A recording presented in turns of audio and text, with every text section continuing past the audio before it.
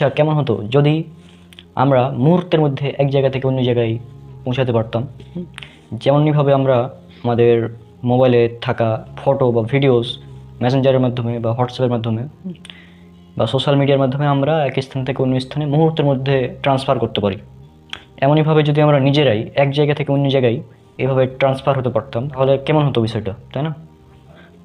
সহজেই 1 সেকেন্ডের মধ্যে বাংলাদেশ থেকে আমেরিকা, আমেরিকা থেকে বাংলাদেশ, বাংলাদেশ থেকে জাপান, মানে আমরা মুহূর্তের মধ্যে, সেকেন্ডের মধ্যে যাতায়াত করতে পারতাম। এরকম একটা থিওরি বিজ্ঞানে আছে এবং এই সম্পর্কে পবিত্র কোরআনেও একটি ঘটনা উল্লেখ আছে। তো আজকের এপিসোডে আমরা সেই বিষয়টাই দেখব। তো চলুন শুরু করা যাক। এই থিওরিটি এক জায়গা থেকে অন্য জায়গায় ট্রান্সফার মুহূর্তের মধ্যে, এই থিওরিটিকে বলা হয় টেলিপোর্ট বা টেলিপোর্টেশন। বিজ্ঞান টেলিপোর্টেশন থিওরি সম্পর্কে যে সকল তথ্য দিয়েছে তা হলো কোনো বস্তুকে এক জায়গা থেকে অন্য জায়গায় ট্রান্সফার করা যায়। ধরুন একটা বস্তু আছে ঢাকাতে, তো আমি সে বস্তুটা ঢাকা থেকে রাজশাহীতে ট্রান্সফার করব, কিন্তু সময় লাগবে মাত্র 1 সেকেন্ড বা তারও কম। এই সময়ের মধ্যেই আমি ওই বস্তুটাকে এখান থেকে ওখানে ট্রান্সফার করে দেব এবং এটা হবে একটা মেশিনের মাধ্যমে। তো এই থিওরিটা সায়েন্টিস্টগণ অনেক আগে দিয়েছিলেন এবং 1993 সালে কিছু বিজ্ঞানী ফোটনকে এক জায়গা থেকে অন্য জায়গায় প্রায় 143 কিলোমিটার পর্যন্ত টেলিপোর্ট করতে তারা সক্ষম হয়েছিলেন। অর্থাৎ আমরা বলতে পারি যে এক জায়গা থেকে অন্য জায়গায় যে বস্তুকে ট্রান্সফার করা যায় মুহূর্তের মধ্যে, এটি একটি থিওরি এবং এটার কিছুটা হলেও বাস্তবতা বিজ্ঞানীরা দেখাতে পেরেছেন। তবে তারা শুধু ফোটন কণাকেই এক জায়গা থেকে অন্য জায়গায় ট্রান্সফার করতে পেরেছেন, কিন্তু এখনও পর্যন্ত কোনো বড় বস্তুকে তারা টেলিপোর্ট করতে সক্ষম হননি। কিন্তু পবিত্র কোরআনে যে ঘটনাটি উল্লেখ আছে সেটি আরও অ্যামেজিং এবং সেটি একটি বড় বস্তুকে এক জায়গা থেকে অন্য জায়গায় টেলিপোর্ট করা হয়েছিল। তো চলুন আমরা এবার দেখে নিব পবিত্র কোরআনের কোন জায়গায় সে তথ্যটি দেওয়া রয়েছে। পবিত্র কোরআনের সূরা নামল অর্থাৎ 27 নম্বর সূরার 39 এবং 40 নম্বর আয়াত যদি আপনারা পড়েন তাহলে সেখানে উল্লেখ করা আছে, যদি 39 নম্বর আয়াতটা পড়েন তাহলে সেখানে দেখবেন যে ইফরিত নামক জিন সে বলল যে আমি এটি আপনাকে এনে দিতে পারবো আপনি উঠে বসার আগেই, কারণ আমি সবচেয়ে শক্তিশালী এই বিষয়ে।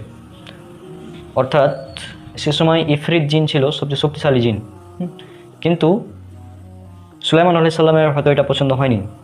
তারপরে আরও একজন ব্যক্তি বলল 40 নম্বর আয়াতে, 40 নম্বর আয়াতটা যদি পড়েন, আমি একটা পড়ে শোনাচ্ছি, আপনারা দেখুন সম্পূর্ণ। যার কাছে কিতাবের এক বিশেষ জ্ঞান ছিল সে বলল আমি চোখের পলক পড়ার পূর্বেই তা আপনার কাছে নিয়ে আসবো। অতঃপর যখন সুলাইমান আলাইহিস সালাম তার স্থানে স্থির দেখতে পেল তখন বলল এটি আমার রবের অনুগ্রহ, যাতে তিনি আমাকে পরীক্ষা করেন যে আমি কি কৃতজ্ঞতা প্রকাশ করি নাকি অকৃতজ্ঞতা প্রকাশ করি। আর যে কৃতজ্ঞতা প্রকাশ করে সে তো তার নিজের কল্যাণেই তা করে, আর যে কেউ অকৃতজ্ঞ হবে তবে নিশ্চয়ই আমার রব অভাবমুক্ত অধিকদাতা। যার কাছে কিতাবের এক বিশেষ জ্ঞান ছিল সে বলল আমি তা আপনাকে এনে দিতে পারবো চোখের পলক পড়ার আগেই। এই যে দেখুন, চোখের পলক পড়ার আগেই, তাহলে কত দ্রুত, চোখের পলক পড়ার আগেই সে সিংহাসনটি হাজির করে দিল, তাই না? এবং এটা বলা হয়েছে যে জিন, সবচেয়ে শক্তিশালী জিন, সেও কিন্তু আনতে পারেনি এত দ্রুত। পরবর্তীতে অন্য এক ব্যক্তি আসলো যে ব্যক্তির কাছে বিশেষ জ্ঞান ছিল কিতাবের, অর্থাৎ বিজ্ঞানের জ্ঞান ছিল। যে ব্যক্তির কাছে সায়েন্সের একটি জ্ঞান ছিল, বিজ্ঞানের জ্ঞান ছিল, সে অতি দ্রুত সেই সিংহাসনটি নিয়ে আসলো।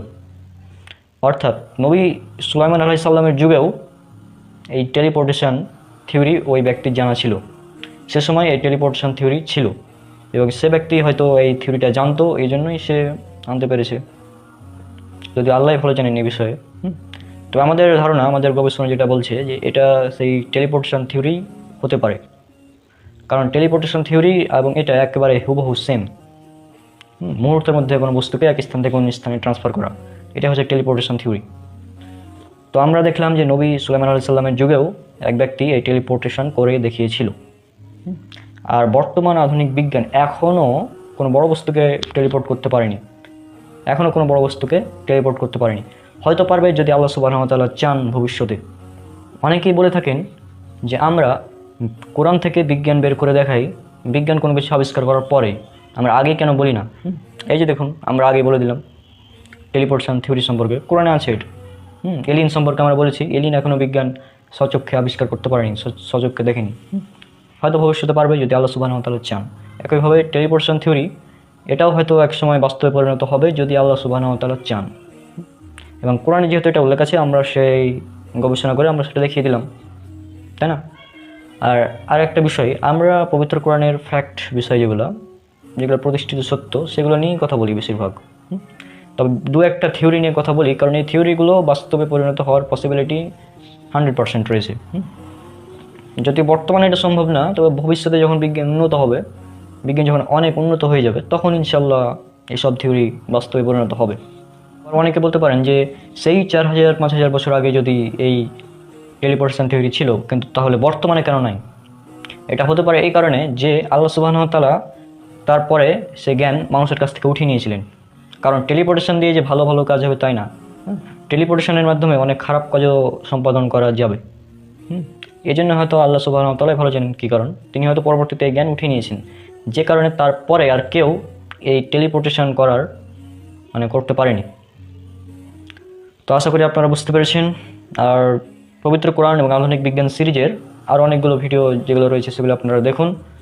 আর এই ভিডিওগুলো আপনারা দেখে চিন্তা করুন এবং এই ভিডিওগুলো অমুসলিম এবং নাস্তিকদের কান পর্যন্ত পৌঁছে দিন নিজ দায়িত্বে।